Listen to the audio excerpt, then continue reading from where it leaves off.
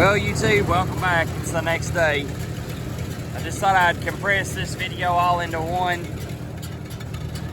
Let's just say that the weatherman isn't always right.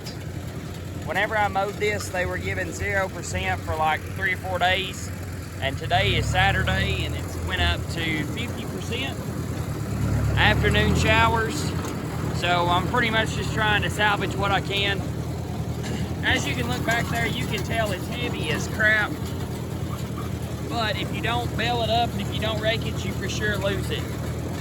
Now, some things that you all can do whenever you bale kind of heavier hay, some tips. Number one, don't tight stack it in the barn. That's the biggest mistake people make. Spread it out loose, make sure there's some room for air to get into it and a breeze blowing through it. A hallway of a barn's perfect. If you're worried about it really, really bad, go and get you some salt at Ace Hardware or something like that and just sprinkle in between layers. But normally the airing it out trick works. I'll tell you where people really get in trouble. People get in trouble because they tight stack it and they don't allow no air to get through it.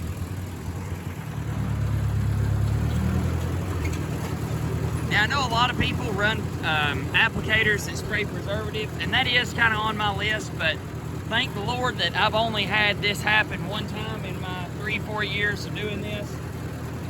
This is the only time I've really ever been in a pinch, so, you know, like I said, use your cost weight analysis.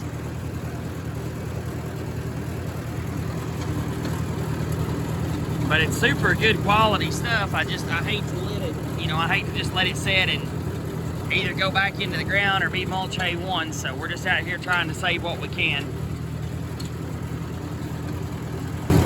And before I have my YouTube experts that, that they know all about the hay business, they know all about, I understand that, okay? I understand that I'm taking a risk for it to mold and get hot, but I'm not the only person that's ever taken that risk. So sometimes you just gotta do what you gotta do.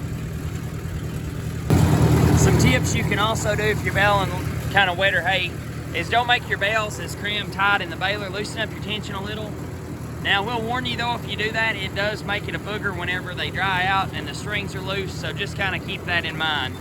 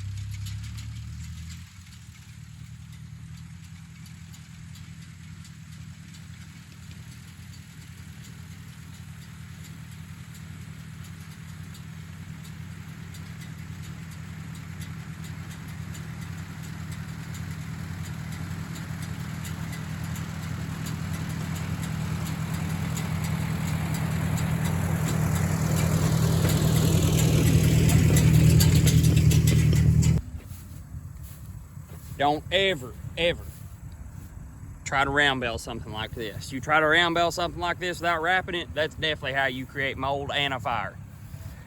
Square bales, where they have so much more surface area and there's so much more room to breathe, they could be all right, could not.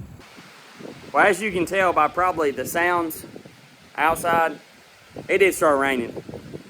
End up raking up a little bit more. My cousin Ben stopped by and said, let's do it, let's bale it. So he raked for me and I baled it, and we got it actually all baled, and it was actually in pretty good shape, but then it started raining.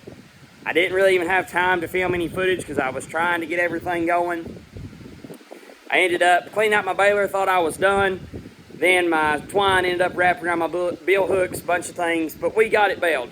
Actually, towards the end there, I thought, well, I'll just go ahead and hook up the truck and trailer, and we'll see what we can load. I really didn't even have time to grab the grapple. I just threw probably, I don't know, I think I've got maybe 30 on here or something, and then it just absolutely started pouring. So I hate that this video may not turned out exactly the way that you thought it would, but that's life.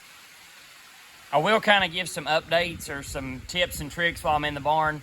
You can see how much that plastic is moving, how much just a gentle breeze goes through this hallway.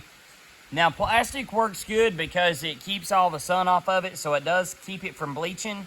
And where this hallway is so open, I have to put plastic on it or the water just comes right into it.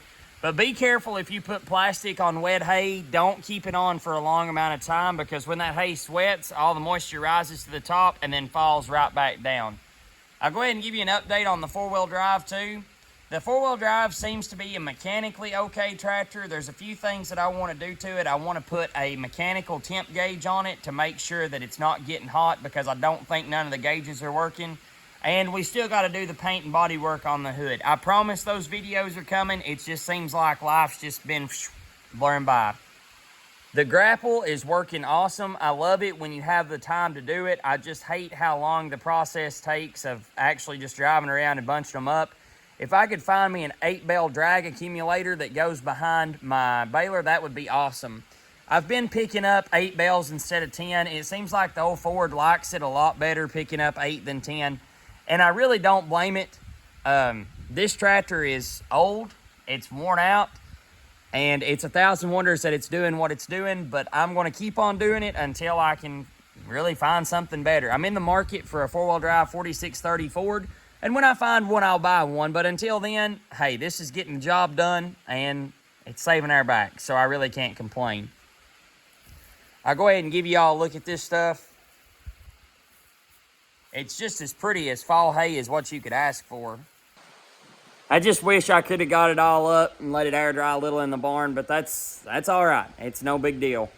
Thank you guys for watching. If you stuck around to this point, I want to tell you all that I really appreciate it. Even when the videos, like I said, even when they're not right exactly as planned, still thank you all for watching. I appreciate it and hope you all have a blessed weekend.